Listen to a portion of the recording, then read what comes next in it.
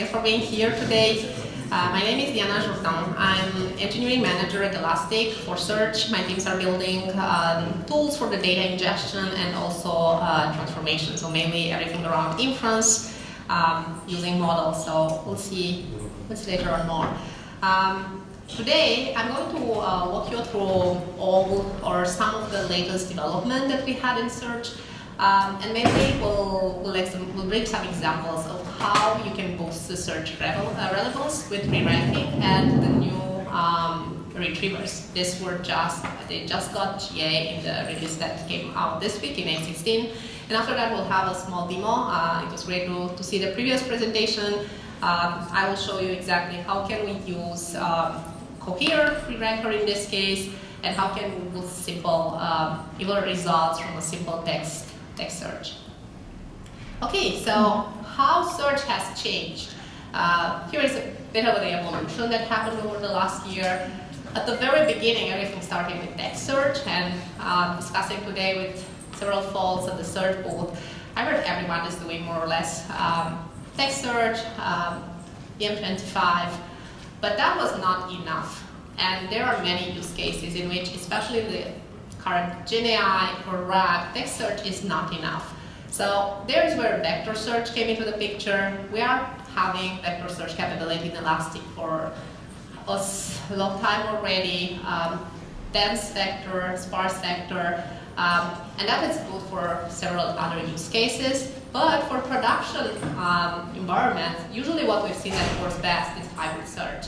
And this is, I will just show you how exactly we do it in Elastic. How can we use the text search, lexical search, blend it with vector search, and apply some algorithms and get better results there. And for some cases, even that hybrid search is not enough. And there is the relevance tuning with semantic reranking that come into the picture. So this is a common search relevance journey. Usually everyone starts with text search. And I'd be curious in the room, how many of you are using already semantic search, vector search? Okay, some of you. Nice to see it. So we have text search. This works well if you just have an e-commerce website and you have a search bar and you want to search for simple things like iPhone. You don't need more than text search. That is just enough. But in case you want more meaning, some more intent behind, and it's not particularly the pure match of the words that you are searching, in that case, text search is not enough. And in Elastic, we have some models like ELSER, which is Elastic Learn Sparse Encoder, that it's a sparse vector behind. And this one works great for English language. And actually, you can set pipelines where you can use ELSER to add embeddings to your existing index. Use the same for search, or we support also bringing your own models or going and creating embeddings outside Elastic. We have model flexibility, so as I mentioned, we host our you can host your own model. You can integrate with third-party tools like Hugging Face, PyTorch, or we can use the ones that we have trained in Elastic. And the hybrid search is where we use different re-ranking techniques, and that I will show you later how it works. The keyword search still offers the precise matching for specific search. This is still good and it's performant, and I think everyone is using it in a way or another. It's a critical component of hybrid search. We need text search to get that first set of results. It's at the base of the pyramid, I will call it, and we continue to use it. And for GenAI, for building RAG, we use it to have the first set of results to be able to build more relevant experiences later. Vector search brings the semantic relevance, brings the meaning. And we have here an example. If you just want to search how fast should my internet be, you'll be able to match words like required connection speed in your data, which cannot happen with the simple keyword matching. In order to find similar vector search, we are using the algorithms of similarity, cosine similarity. These are all industry terms, and I will not enter now into details. all of this is well described in Elastic documentation. And vectors work not only on text. You can create embeddings for images, for audio files, for all these documents that after that can be used in a RAG experience. And vector search is great where you need context, where just the pure words are not keywords matching, it's not enough. As I mentioned before, this is how we do hybrid search in Elastic. We do lexical search, you get your results. After that, we have the vectors, create embeddings, sparse or dense. And we use algorithm for boosting and getting this together. The algorithm we use is this reciprocal fusion, RREF. It's a simple paper behind, it's around 3-4 pages paper, and we have it implemented in Elastic. This is the formula behind. And this hybrid search is something that works very well in several production environments. Because we'll be able to really take the best from the two results, and gives also developers control to optimize search. Now we move more into the semantic search workflow. This is taken from Elastic documentation on A16, where we really wanted to show, okay, what are your ways to do semantic search in Elastic? What we recommend if you just start, it's really use semantic text. This semantic text, it's a field in which you, let's say you have done your 25, your text search, and you have some results, and you say, okay, I want the title and the body, for example, from an index, and I want this to be used, to be created embeddings for them. So you can just go and set a pipeline where exactly for those specific fields, you'll add more meaning. So you'll create embeddings, you'll create a sparse vector, and that is what we recommend because it's quite easy to start with. If you are open to add a bit more complexity, we have also the inference API.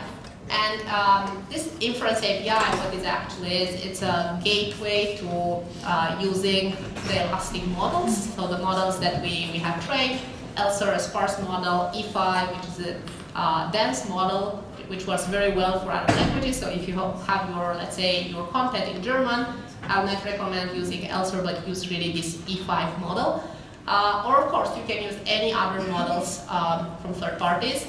And you can create these inference endpoints. I will show a bit later how they look like. Mainly an inference endpoint is your connection that you can run several times, secure connection to a third party. And from there, you have defined your connection to your model. You more or less can do the same process and use the inference API. And I will exemplify in my demo. I will use the inference API for doing semantic reranking. And the model deployment option is where you actually go and you deploy your model. We have Jourdan, you can bring any PyTorch model, you can deploy it and just use it in the same way. That requires more configuration, more effort, I would say, on the user side. So this is kind of, they are added in the order, and you have here the link to the Elastic documentation where all this goes into details.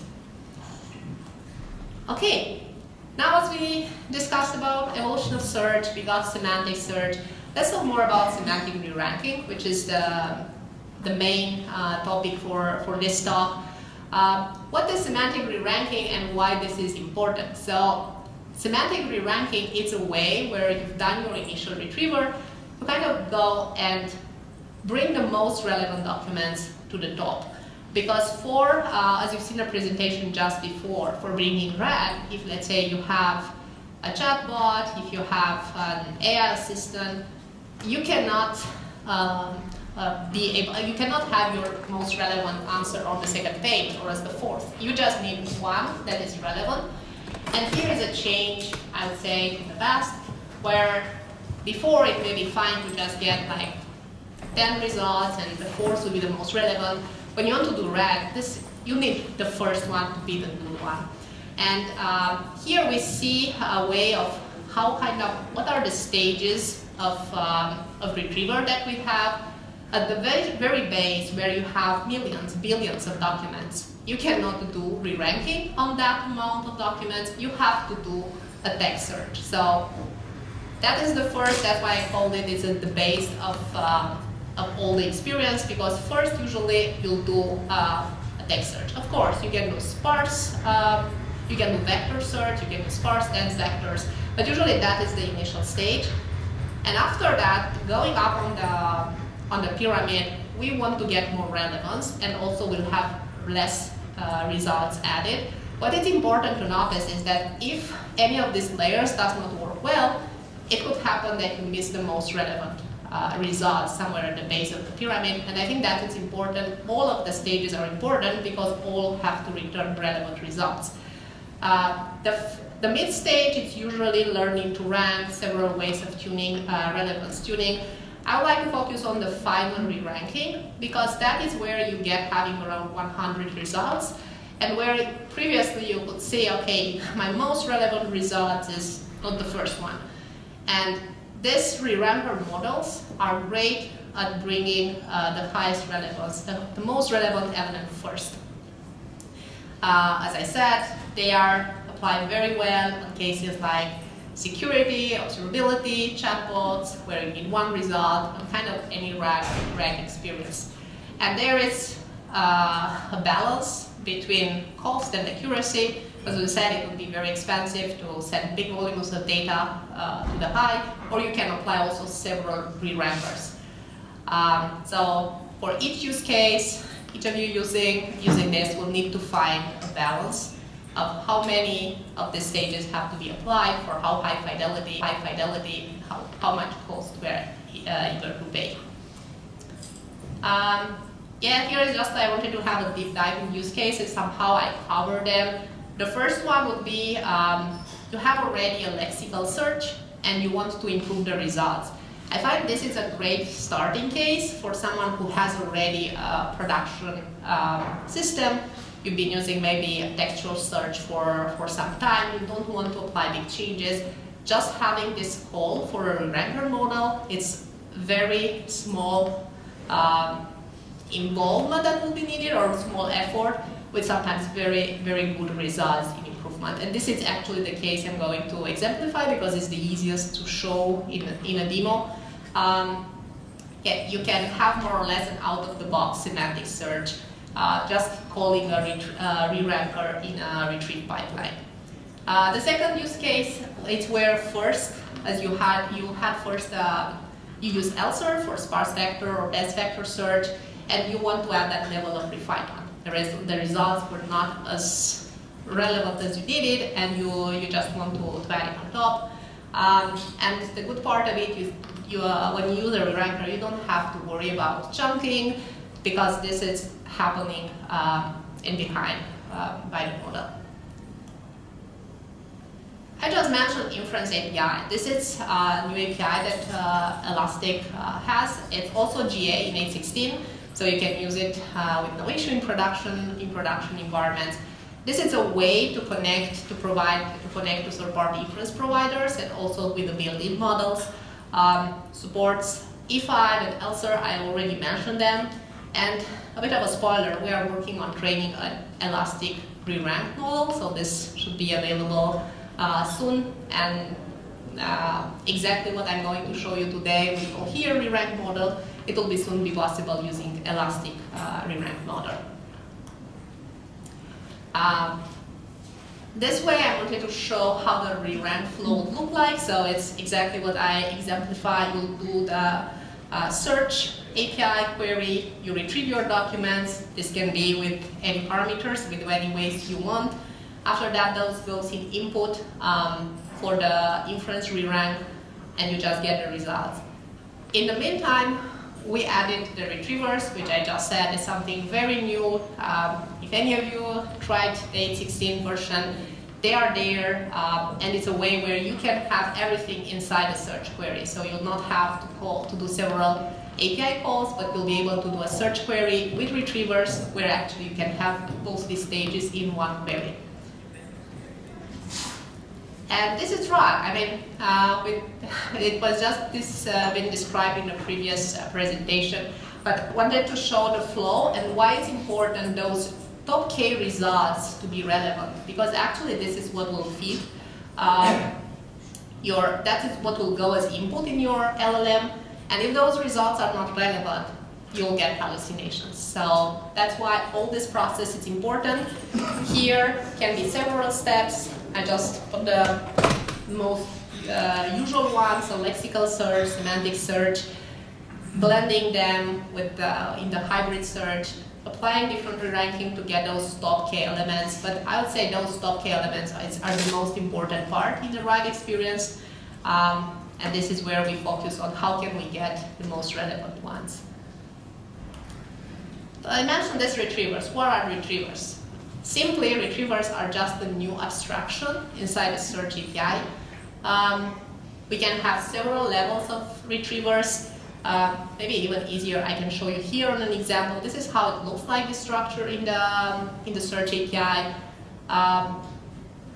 I don't have a pointer, so it's mentioned here the initial retrieval result set.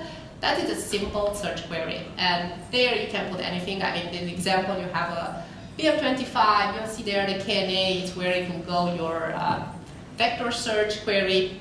When you got those results, they will just go into the errorref query, the one for hybrid search, and after another retriever come, and in my demo, I will show you how you can have also a call of using a re-ranker. So all that, it's inside the structure, and all this is in the search API. And now is the demo time. So let me just, I will put this here. I don't know, just to check how many minutes should I? 15. Okay, perfect. So I prepared the demo in 2 deployments.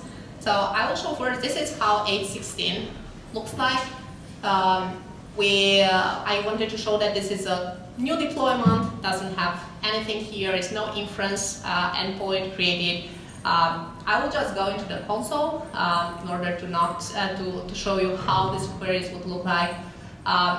First step we have to go is to get an make it bigger. Okay, is this okay? Yeah. The first step will be to use, you see, inference, re-rank, and I'm using the Cohere re-rank English v3 model. Normal API key. First step, I just went on Cohere website. You can create your API key. You can do all this demo for. I mean, you can try it out for free. You don't need a paid subscription to just create a trial API key. And when I'm running this query, actually, what it's doing, it's creating an inference endpoint for. And if I'm going here, you can see inference endpoint that is getting created. Why it's not happening? Yeah, my deployment was. Yeah, you see, Cohere re-rank. This is the inference endpoint. When I have that inference endpoint, what I'm actually doing, I would like to have. I'm running a re-rank query where I'm giving in input the query what is the capital of Germany, and as input, I will give several random sentences where the word capital appears. So we have Berlin, which would expect to get as an answer. It's considered the economic capital and it's the capital. But I have also like Munich, it's cultural economic capital. And everywhere in all the sentences, there will be the word capital, which for a text search will kind of all of them would come with a level of relevance.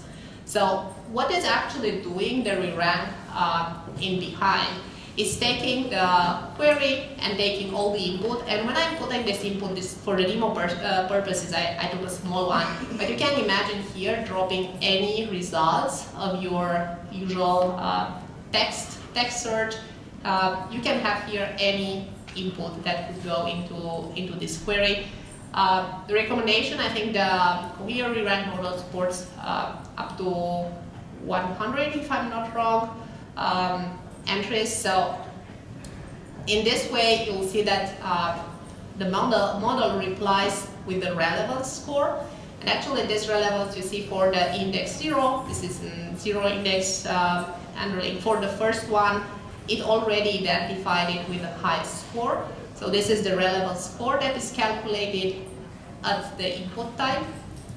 And after that, all this rerank tasks, yeah, they have the scores and the document indices. I will need to create the index with all this information. This is nothing, it's just to have it for the demo purpose. I will have an index with all the phrases.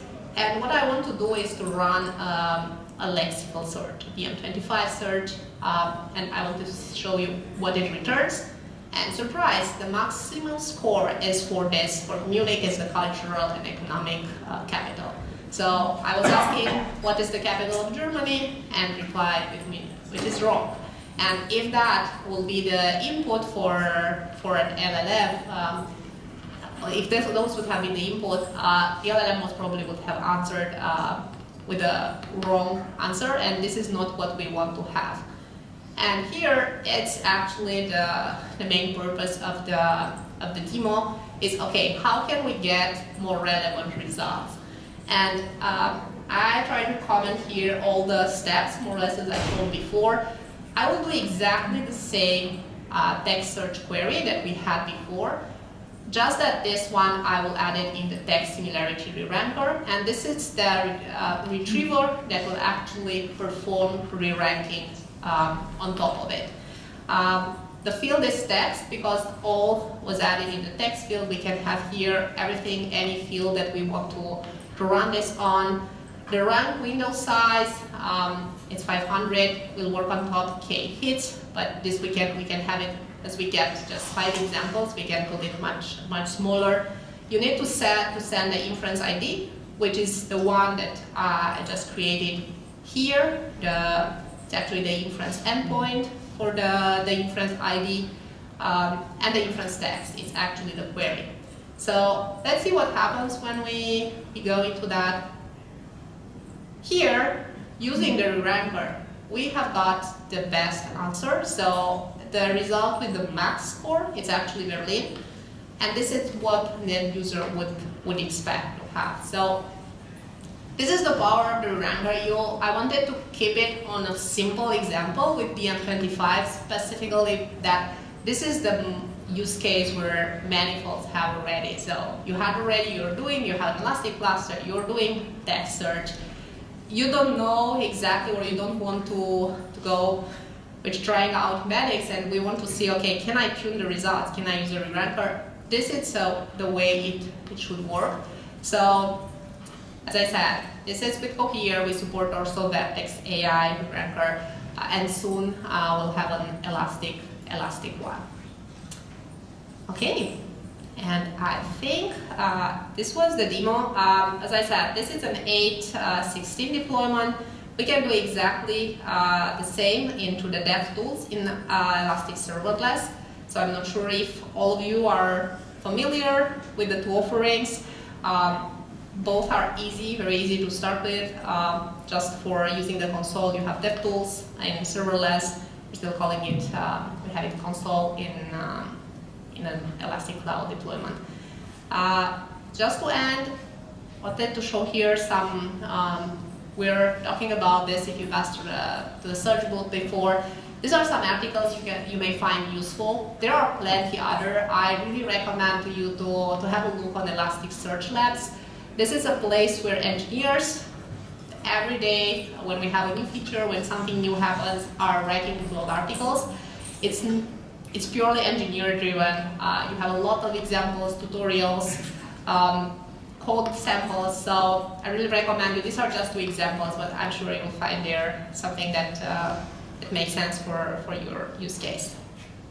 And thank you.